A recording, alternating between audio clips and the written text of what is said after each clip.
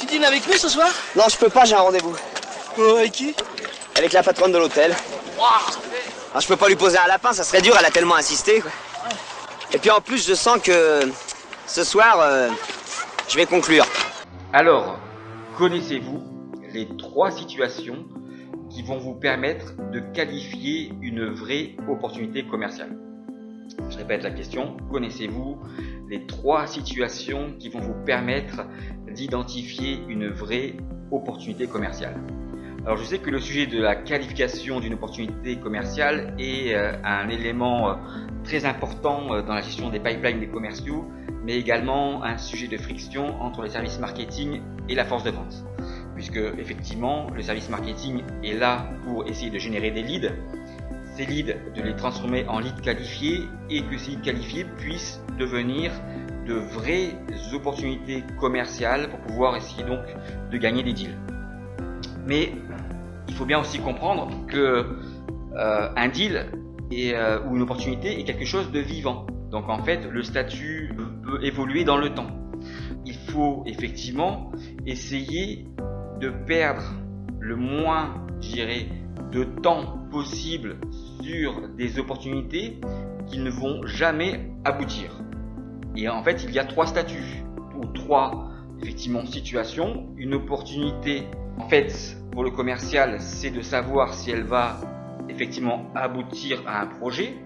Mais dans la phase de qualification, est-ce que les informations que le commercial identifie lui permettent donc d'être certain que l'opportunité existe? Et après, est-ce que effectivement il y a des éléments qui vont faire qu'une opportunité peut être également mise en stand-by? Donc il y a 3 effectivement grandes catégories. Il y a des opportunités qui n'en sont pas en fait et qu'on retrouve majoritairement dans beaucoup de pipes de commerciaux, mais avoir aussi des éléments qui vont vous permettre d'être le plus précis possible pour savoir effectivement le projet sur lequel vous travaillez va aboutir. Parce qu'en fait, si un projet n'aboutit pas, et ben vous aurez dépensé beaucoup d'argent, beaucoup d'énergie, beaucoup de temps sur ces opportunités. Et malheureusement, vous allez vous retrouver, ceux qui suivent donc ce que je raconte sur le cycle d'achat et la gestion des pipelines et d'opportunités, avec des pipes qui sont très ouverts. Et en fait, plus votre pipe est ouvert, plus en réalité vous dépensez de l'argent inutile sur les opérations de marketing, mais en plus le traitement qualitatif des opportunités pour pouvoir les gagner. Et tous les deals sur lesquels vous avez travaillé, et vous allez constater que effectivement vous avez dépensé beaucoup de temps, d'argent inutile sur beaucoup d'affaires qui n'ont en fait jamais abouti. Et c'est ça qui est assez frustrant dans le travail du commercial, effectivement, c'est de pouvoir effectivement investir du temps sur les bonnes opportunités et non pas investir du temps sur des affaires qui ne verront jamais le jour. Je vais vous présenter donc ces 3 schémas qui vont vous permettre effectivement, et en tous les cas j'espère pour ceux qui suivent ce que je raconte sur cette fameuse connaissance du cycle d'achat, de pouvoir effectivement comprendre à travers donc ces 3 schémas ce qui se passe lorsque en réalité il n'y a pas d'opportunité, lorsqu'une opportunité arrive en stand-by et lorsqu'une opportunité va aller au bout pour pouvoir la gagner. Donc dans les outils de CRM, quand effectivement on me vante, je dirais, des fonctionnalités permettant donc aux commerciaux de mieux vendre, ben moi je pose une question toute simple à travers ces fonctionnalités. Je leur dis ben maintenant expliquez-moi ou démontrez-moi, mais plutôt expliquez-moi effectivement pourquoi lorsqu'un commercial déclare dans votre CRM qu'il a plus de 50% de chances de la gagner, il la perd. Et là, silence radieux. Donc ça veut bien dire, à travers cette question-là, qu'en réalité, il n'y a pas d'intelligence artificielle dans les outils CRM. Parce qu'en fait, si l'intelligence artificielle fonctionnait vraiment, toutes les opportunités que déclare un commercial, ou en tous les cas tous les éléments qu'il a et qui sont validés par les logiciels, leur permettraient de gagner 100% de leur deal. Et ce n'est pas le cas. Et donc je vais revenir maintenant donc, sur les 3 schémas d'un point de vue purement mécanique et humain. On peut très facilement identifier et qualifier une vraie opportunité commerciale. Donc il y a 3 scénarios possibles, soit effectivement l'opportunité existe réellement et elle va aboutir à un projet et donc à la signature d'un contrat, soit une opportunité à un moment donné dans son cycle de vente va être en stand-by, donc à savoir est-ce que je fais un go ou un no-go, ou je continue à traiter ou je l'arrête, et une opportunité qui n'aboutira jamais. Donc en fait, parce qu'il y a différentes raisons que cette opportunité n'en est pas une. Donc voilà les trois schémas, je vous les montre pas dans l'ordre, et donc c'est à vous en fait, si vous êtes curieux, après vous pourrez me poser des questions. Et voilà par exemple effectivement un premier schéma. Donc ça c'est un premier schéma d'une situation possible, d'accord. Voilà effectivement le deuxième schéma ou un deuxième schéma possible, d'accord. Donc à vous de comprendre effectivement, vous voyez les différentes flèches et les variations donc sur la situation. Et le troisième schéma est celui-là. Donc si vous avez compris effectivement la signification de ces trois schémas, je vous garantis que vous serez toujours en mesure de qualifier correctement une opportunité pour pouvoir en fait aller au bout de votre cycle de vente pour gagner votre deal. Ça fait 2 jours que t'es là et t'es déjà sur un coup. Écoute Bernard, je crois que toi et moi, on a un peu le même problème. C'est-à-dire qu'on peut pas vraiment tout miser sur notre physique, surtout toi. Alors si je peux me permettre de te donner un conseil, c'est oublie que t'as aucune chance, vas-y fonce.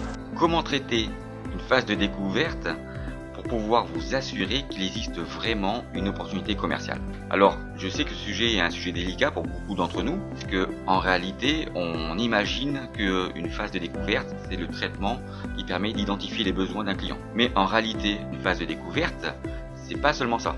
Ça doit vous servir principalement à vous assurer qu'il existe chez votre prospect une vraie opportunité commerciale pour pouvoir continuer à avancer dans votre cycle de vente. Alors, si vous terminez votre phase de découverte en posant une question à votre acheteur potentiel, avez-vous une question à me poser, ou est-ce que j'ai bien posé toutes les questions, ou quelles questions auriez-vous aimé que je puisse vous poser afin de mieux comprendre vos besoins? En réalité, quelle que soit la formulation que vous allez utiliser pour pouvoir en fait poser cette question est encore une fois une question interro-négative, et encore une fois de plus une question qui est centrée sur le vendeur et non pas sur l'acheteur. Je vais vous expliquer maintenant pourquoi, et pour ceux qui suivent le sujet que je traite, donc qui est celui de la connaissance du cycle d'achat client pour pouvoir améliorer le taux de transformation de vos opportunités. Donc vous savez maintenant que pour pouvoir en fait obtenir la confiance d'un client, il faut avoir un bon grip commercial, et que ce grip commercial se réalise dans les trois phases d'un cycle de vente: la phase de découverte, la phase de présentation et la phase de conclusion. Et que les trois phases existent des deux côtés, côté acheteur et du côté vendeur. Il va falloir maintenant traiter les 4 éléments, donc un cycle d'achat client, pour pouvoir obtenir la confiance d'un client afin qu'il puisse acheter vos produits et vos services dans l'ensemble de ces 3 phases, à travers donc le besoin, le budget, le prix, la solution que vous amenez par rapport à votre produit et votre service, et le risque donc que prend le client. Pour ceux qui s'intéressent au sujet, vous voyez bien que dans les schémas du cycle d'achat client, il y a ces 4 paramètres, et que ces 4 paramètres vont évoluer en termes d'importance pour l'acheteur en fonction des 3 phases. D'accord? Et on voit bien, regardez bien le schéma du cycle d'achat client, qu'il y a en bas, en termes d'intensité, effectivement, parmi les 4 éléments, 2 éléments qui vont en fait augmenter dans le temps. Donc il y en a un qui va partir d'en bas, qui va arriver au maximum à la phase de conclusion, et il y en a un qui va en fait monter d'une manière très forte dans la phase de démonstration et de soutenance, et qui va redescendre dans la phase de closing. Ce qu'il faut bien comprendre, c'est que ces 4 éléments, il faut toujours les traiter tout le long de votre cycle de vente. Et si on comprend ça, on comprend également que la phase de découverte, en réalité, va durer tout le long de votre phase et votre cycle de vente. D'accord? Ce n'est pas qu'un élément que l'on positionne au début d'un cycle de vente dans ce qu'on appelle la phase de découverte, et moi ce que j'appelle la phase d'investigation. Normalement, c'est à l'issue donc de cette phase-là de découverte, on doit s'assurer qu'il existe réellement un projet pour pouvoir continuer notre cycle de vente. Et ce qui se passe, c'est que malheureusement, lorsqu'on pose une question fermée qui est centrée sur le vendeur pour pouvoir s'assurer qu'il ne manque pas une question, eh ben, ça ne permet pas justement de pouvoir s'assurer qu'il existe réellement une vraie opportunité. Et en plus, il y a 3 issues par rapport à ce type de question. Soit effectivement, il vous dit non.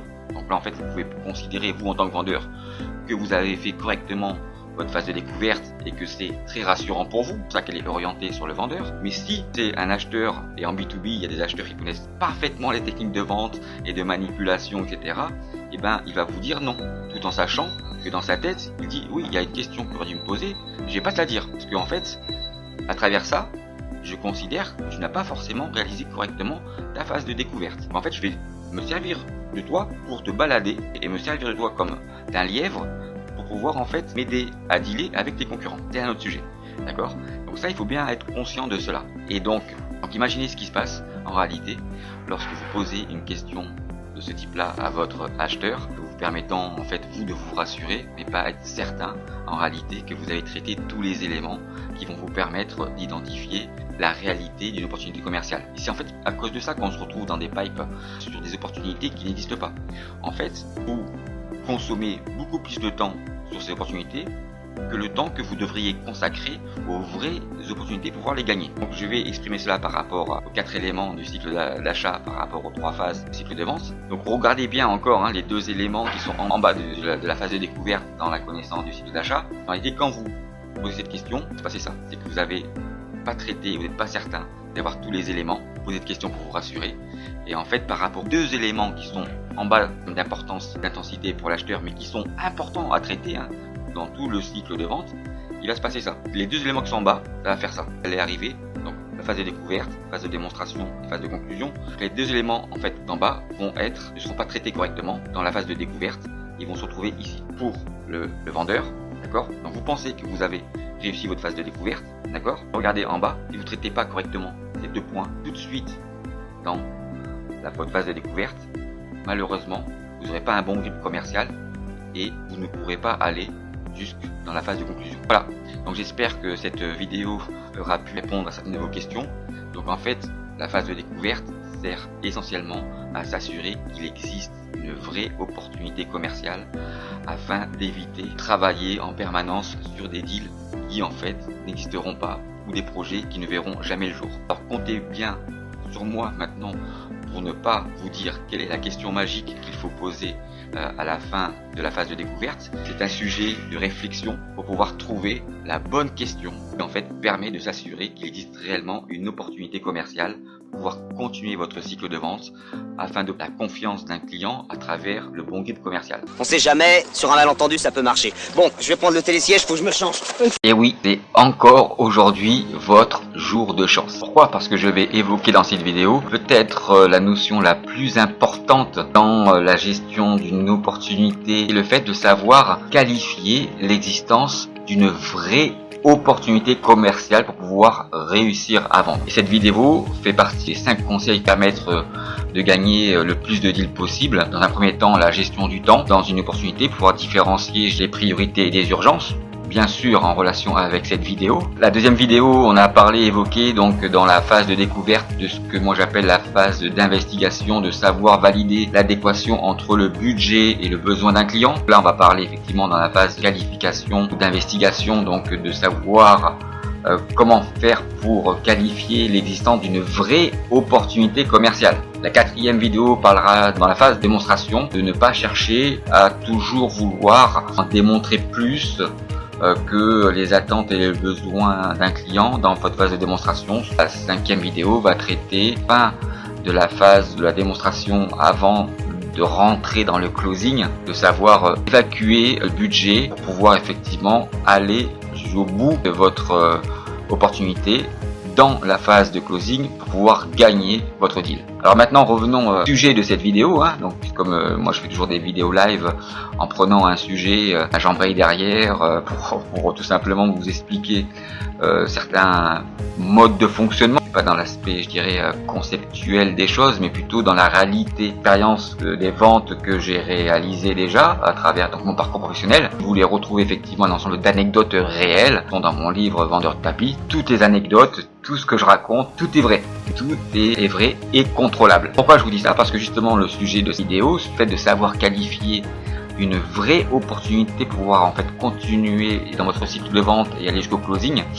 C'était un sujet qui m'a permis d'être en désaccord, on va dire, avec beaucoup de formateurs en vente, de conférenciers sur le sujet, de coachs de vente, etc., qui de mon point de vue n'évoquent pas dans leur connaissance le fait de pouvoir savoir qualifier une vraie opportunité commerciale. Et pour pouvoir comprendre, savoir comment on peut qualifier une vraie opportunité commerciale, il faut justement s'intéresser au fonctionnement du cycle d'achat client et des 4 éléments qui vont varier dans chacune des 3 phases d'un cycle d'achat pour l'acheteur afin d'obtenir sa confiance. C'est le seul moyen de pouvoir comprendre quelles questions il faut poser à la fin de votre phase de qualification à votre acheteur potentiel pour vous assurer qu'il existe bien une opportunité commerciale. Et cette question n'est pas en fait liée à la compréhension de la vente et des techniques de vente. C'est une question que vous pouvez comprendre si vous vous mettez du côté de l'acheteur. Comme je vous l'ai dit, donc ça m'a valu beaucoup, je dirais, de critiques,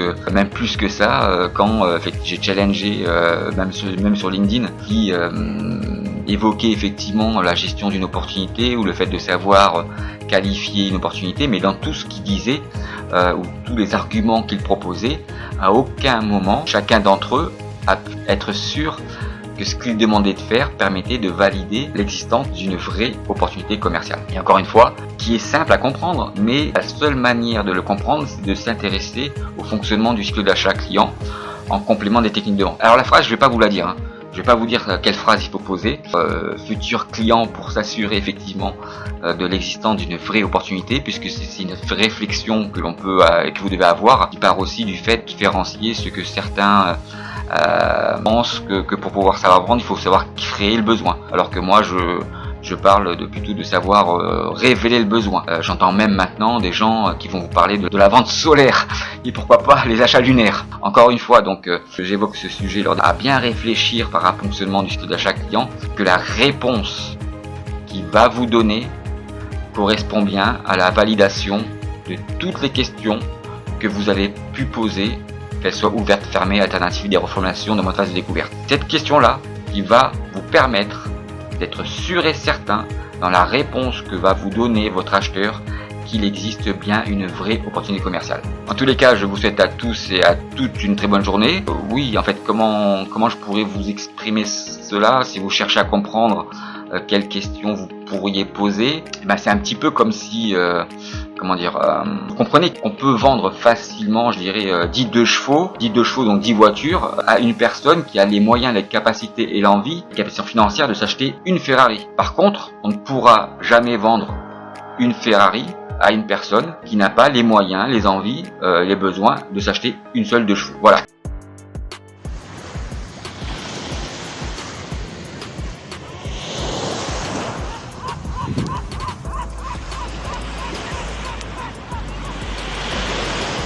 On sait jamais, sur un malentendu, ça peut marcher. Voilà la dernière question que j'ai posée sur LinkedIn pour savoir combien de questions les vendeurs, les commerciaux posaient à leurs prospects pour identifier une vraie opportunité commerciale de vente.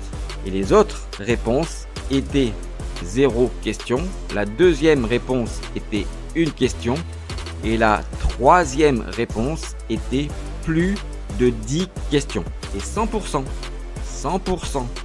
des répondants qui ont bien voulu participer à ce questionnaire ont répondu que pour pouvoir identifier une vraie opportunité commerciale, ils posaient plus de 10 questions à leurs prospects. Alors encore une fois, il est normal d'avoir pu répondre que pour pouvoir identifier une vraie opportunité commerciale, vous devez poser plus de 10 questions à vos prospects. Mais encore une fois, c'est bien la preuve d'une mauvaise interprétation ou d'une mauvaise compréhension des différentes formes de techniques de vente. La question était de savoir combien de questions pour identifier une opportunité commerciale et non pas pour qualifier une vraie opportunité commerciale. Et à travers 100% des réponses à cette question, et à travers cette question, il fallait bien comprendre que l'identification et la qualification d'une vraie opportunité commerciale sont deux choses distinctes et bien différentes. Car pour pouvoir identifier une vraie opportunité commerciale, une seule question suffit. Et quand vous répondez que pour pouvoir identifier une vraie opportunité commerciale de vente, vous confondez en réalité le fait de pouvoir qualifier correctement dans l'ensemble des 3 phases d'un cycle de vente les 4 éléments les plus importants pour un acheteur que sont ses attentes, son budget, la solution et le risque. Et de pouvoir mesurer dans l'ensemble des 3 phases d'un cycle de vente un écart de situation entre ces 4 éléments et les questions que vous posez à votre interlocuteur pour pouvoir identifier une vraie opportunité commerciale. La qualification des attentes fonctionnelles et techniques ne permettent pas d'identifier une vraie opportunité commerciale de vente. Ce qui permet d'identifier une vraie opportunité commerciale de vente est de comprendre un écart de situation entre le moment présent et le futur. Et justement, cet écart de situation permet de définir le besoin, et si il n'y a pas de besoin, cela veut dire qu'il n'y a pas d'opportunité commerciale de vente. Mais encore une fois, il est normal d'avoir pu répondre que pour pouvoir identifier une vraie opportunité commerciale, vous posiez plus de 10 questions. Maintenant, si vous vous intéressez vraiment au fonctionnement logique, naturel et humain, les variations des 4 éléments d'intensité pour un acheteur est plus important pour lui dans l'ensemble des 3 phases d'un cycle de vente, et de savoir pourquoi et comment ces variations arrivent et fonctionnent, vous comprendrez que pour identifier une vraie opportunité commerciale de vente, vous n'avez en réalité qu'une seule question à poser à votre prospect à la fin de votre phase de découverte. Cette question est justement de lui demander de vous expliquer ce qui va arriver si rien ne change. Car si rien ne change, cela veut dire qu'il n'a pas de besoin. Et s'il n'a pas de besoin, cela veut dire qu'il n'a pas d'opportunité commerciale de vente. Et vous comprendrez à ce moment-là, si vous vous intéressez vraiment au bon fonctionnement de ce mécanisme, que l'écart de situation entre le moment présent et le futur dans le temps, et que la diagonale de l'écart de situation entre le moment passé et présent n'est rien d'autre que la droite de la confiance pour pouvoir gagner vos opportunités commerciales en utilisant le bon fonctionnement des 4 éléments dans l'ensemble de la durée de votre cycle de vente. En tous les cas, je vous souhaite maintenant à tous et à toutes, si vous le souhaitez, d'utiliser cette question pour savoir s'il existe chez vos prospects une vraie opportunité commerciale de vente. Dans ma prochaine vidéo, je vous expliquerai comment vous pouvez utiliser les 4 éléments les plus importants pour un acheteur dans l'ensemble des 3 phases d'un cycle de vente pour réussir. Pourquoi vous allez certainement devoir penser à moi lors d'une prochaine action que vous allez réaliser. Lors d'une prochaine action que vous allez réaliser. Alors, je ne vais pas revenir ici sur la définition de ce qu'est une vraie opportunité commerciale, car j'ai réalisé beaucoup de vidéos sur cette compréhension, et la compréhension d'une vraie opportunité commerciale est de comprendre pour un vendeur ce qu'il se passe entre le moment présent et le futur. Et donc, ce sujet est souvent la problématique de savoir identifier une vraie opportunité commerciale, c'est-à-dire ce qu'il faut comprendre entre des attentes fonctionnelles techniques et la compréhension d'un vrai besoin. Je ne vais pas ici polémiquer sur le fait de comprendre ou pas des attentes latentes, puisque les attentes sont à l'intérieur de ce besoin. Pourquoi vous allez devoir penser à moi lors d'une prochaine action que vous allez réaliser? Cette action n'est pas forcément une action commerciale, mais elle peut l'être aussi. D'accord? Cette action, pour bien comprendre la différence entre ce que représente un besoin et des attentes, je vais vous expliquer d'une manière très simple et très naturel pour bien comprendre la différence entre des attentes et des besoins. Dans quelques instants ou dans quelques heures, vous allez avoir envie et vous allez avoir le besoin de manger. Là, c'est votre besoin. Vous avez besoin de manger. Et donc, pour satisfaire votre besoin naturel de vous alimenter, vous allez choisir des plats qui correspondent à vos envies, à vos attentes. Et ces plats peuvent varier en fonction de vos goûts, en fonction de vos croyances, en fonction même d'idéologie. Si vous préférez par exemple les légumes que la viande, peu importe. Et donc vous allez bien sûr imaginer quel plat vous allez souhaiter manger pour répondre à votre besoin de vous alimenter. Un couscous, une pizza, des andouillettes, un hachis parmentier, une merguez, quel que soit le plat que vous allez choisir en fonction de vos goûts, de vos croyances, de vos attentes, etc. Vous allez manger ce plat. Et une fois que vous aurez mangé, il n'y a plus le besoin d'avoir envie de manger. Une fois que vous aurez terminé votre repas, vous n'aurez plus le besoin d'avoir envie de manger. Donc voilà, encore une fois, un moyen très simple pour savoir comment vous pouvez faire pour qualifier une vraie opportunité commerciale. De bien différencier la compréhension d'un besoin et des attentes.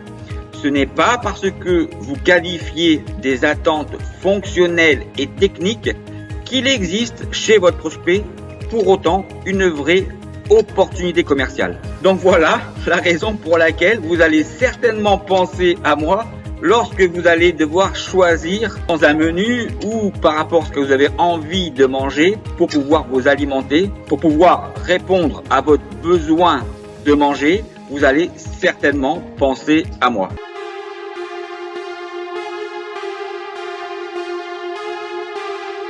Alors, tu m'aimes, oui ou non? Voilà en réalité la question qui pourrait résumer la vente. Mais en fait, il faut bien comprendre comment cela fonctionne pour pouvoir justement obtenir la confiance de vos clients. Et ce que j'ai pu comprendre, c'est qu'il y a un doute. Un doute que connaissent bien les sportifs, c'est la peur de gagner. La peur de gagner fait perdre des opportunités commerciales, comme pour les sportifs de haut niveau. Et les vendeurs qui utilisent la défiance commerciale, c'est-à-dire ils vont devoir être obligés de pouvoir mentir, tricher et manipuler pour essayer de ne pas perdre un deal, augmentent en réalité le risque de perdre ces deals par rapport à un vendeur qui utilise le bon fonctionnement de la confiance pour pouvoir gagner ses deals. Et pourquoi il y a cette différence? Parce que justement, un vendeur qui connaît le fonctionnement de la confiance pour pouvoir gagner ses deals saura dire non à ses prospects pour les bonnes raisons. Alors qu'un commercial qui utilise la défiance pour pouvoir gagner ses deals en trichant, mentant et manipulant dira toujours oui à ses clients, mais justement pour les mauvaises raisons. 90% des gens, plus de 90% des gens ne savent pas comment fonctionne l'unique mécanisme du processus logique, naturel et humain des 4 éléments les plus importants dans l'ensemble des 3 phases d'un cycle de vente du fonctionnement de la vraie confiance. Plus de 90% des gens, aussi bien des vendeurs et des acheteurs ou des acheteurs ou des vendeurs, que nous sommes tous en réalité dans notre quotidien et dans notre vie. Mais ce qui est encore plus surprenant, 100% des personnes, aussi bien des vendeurs que des acheteurs que des vendeurs, 100% des personnes n'a pu remettre en cause le bon fonctionnement unique, logique, naturel et humain du fonctionnement des 4 éléments les plus importants pour un acheteur dans l'ensemble d'un cycle de vente pour pouvoir obtenir sa confiance. Dites-moi maintenant en commentaire ce que vous en pensez sur le fait que 100% des personnes n'ont jamais pu remettre en cause le bon fonctionnement unique, logique, naturel et humain des 4 paramètres les plus importants pour un acheteur et que plus de 90% des gens ne savent pas comment fonctionne ce mécanisme. À bientôt!